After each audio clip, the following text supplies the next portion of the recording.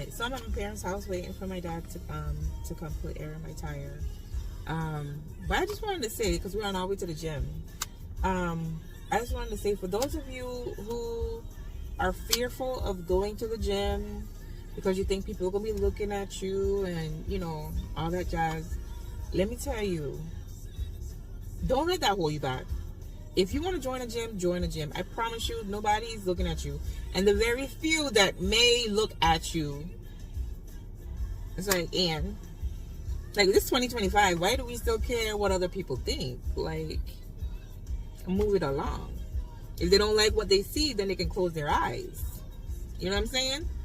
So I feel like at this point in our lives, like, it's not even about other people. You're going to hold yourself back because of what other people think? Like, are we still doing that in 2025?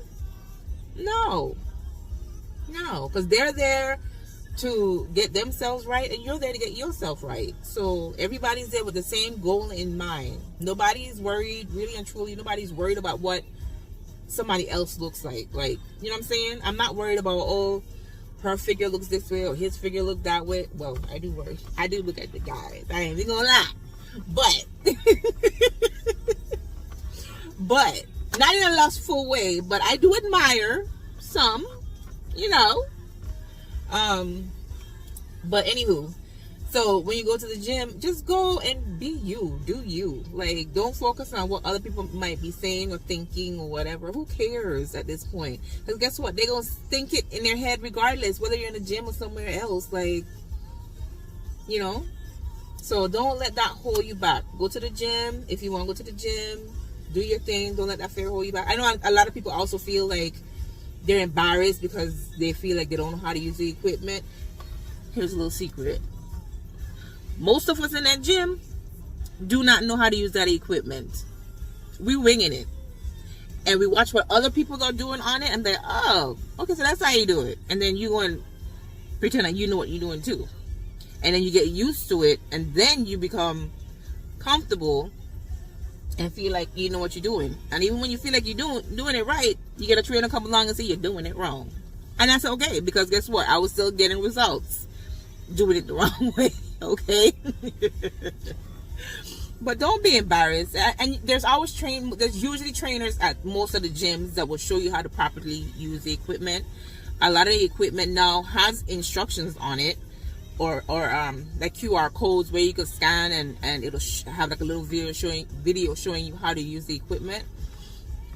And another tip, you can go during times of the day or night when it's less people there. So I thought early morning would be a good one for less people, but it seems like a lot of people are actually there early in the morning. But I mean, check out your local gyms and see how it's looking over there. For me, at my gym, usually between 10 a.m. and 2 p.m. are the lower traffic rates at the gym. Like, it's not too many people in there. Before then and after that point, like especially towards the evening, 5, 6, 7 o'clock, it's a wrap. It's like, so it's a lot of people in there around that time. But I still go. I will still go during that time frame if I wasn't able to make it between the 10 a.m. to p.m. time frame. I still will go in those other time frames, because guess what, at the end of the day, I'm gonna do me. I'm gonna get what I'm trying to get. I'm not gonna let other people stop me from getting to my goals. Now, granted, I'm not a person for crowds, whether it's at the gym, at the stores, in the malls, wherever. I don't do crowds. I really don't. But so if I can avoid it, I try to. But moral of the story is, don't let nobody hinder you from doing you. Forget the naysayers. Forget what other people, the negative things people may think. Don't even worry about, oh, am I doing it right? The only thing you have to worry about with doing it right or wrong with the equipment is you don't want to have, you want to prevent injury. You don't want to get injured. So if you legit don't know what you're doing on the equipment, like, and you don't know how to work it, get a trainer to show you. You don't have to pay for a trainer to show you how to use a piece of equipment in a gym. Like, that's what they're there for. Like, hey, can you just show me how to use this properly? And they will show you. Okay? So, they show you the one time. They ain't gonna keep showing you, because now you need to pay for some personal training. But they will show you the proper way to use the equipment, or how to use it, so that you can at least jump on there and do a few sets, you know? So be encouraged. Focus on yourself. Do you. Stop worrying about what other people think. Get in the gym and get that body yaddy the way you want it to be. Okay? Because 2025, we are not caring what other people think anymore. We're doing us. Okay? We're doing us. God has blessed us with good strength and good life. And we are going to take care of the bodies that He has blessed us with. So, even if you don't join a gym, move. Get to moving. You can walk your neighborhood. Walking is a really good exercise. It does wonders. You can go to a track. You can go to the park. Walk your neighborhood. Like, there's no excuse why we're not moving. We need to be moving in 2025. No excuses. No more excuses. I don't care if you got insulin resistance. So do I. You got PCOS. So do I. I don't care what your excuse is. You have hypothyroidism? I don't. But somebody does. Okay? And they're doing it. So just get your body moving. Even if you're not seeing the scale move because of your metabolic issues or your medical issues, your body feels the difference. It makes a difference in your body. Just getting it moving. Even if the scale isn't moving along where you want it to be. So at the end of the year, you could be 5-10 pounds lighter, or you could be 5-10 pounds heavier or more heavier. So even if you have those medical situations that cause your weight to come off really super slow, like I do with insulin resistance, still move. Because I'm telling you, last year when I started February 22nd last year on my weight loss journey, and it was an uphill battle. It still kind of is, but it was an uphill battle from February 22nd to, I want to say, October. I only lost like 20 pounds in that time frame. So you imagine how frustrating that was? And I wanted to quit, but like I said, I told myself exactly what I just told you. I could quit. But at the end of the year, I'm more than likely going to be heavier than where I was. And where I was at that point, I was not happy. Like I felt every ounce of my weight on my frame. I'm only 5'4", so I really shouldn't be over, like, maybe over I shouldn't even be over 200 pounds at 5'4", technically.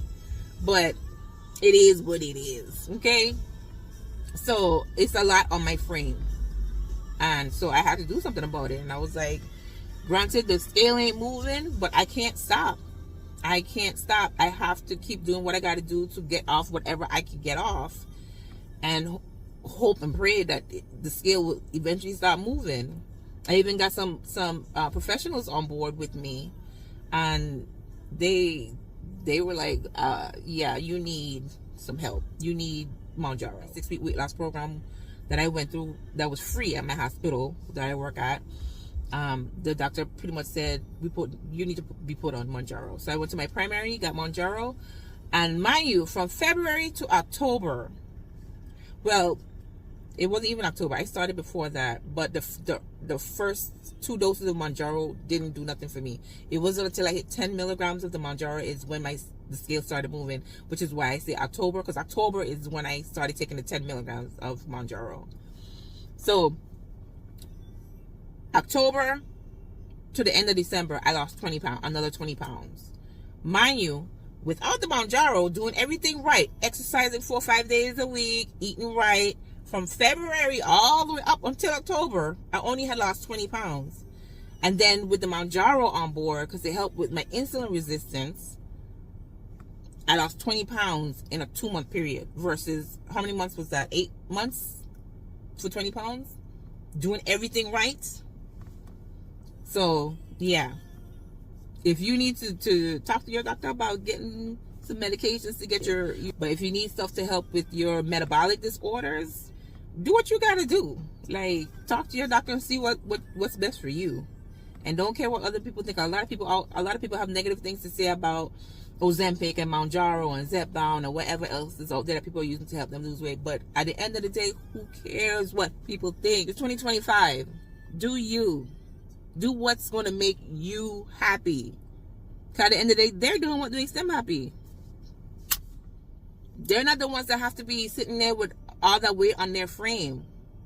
So who cares what they think about how you're losing it? Like, who cares? It's not, and they don't have to know anyway. It's not their business. That's between you, your doctor, and Jesus. Okay? So, that's my advice. All right, see y'all at the gym. Let me get my daddy to get my air in my tires. Love you. Bye.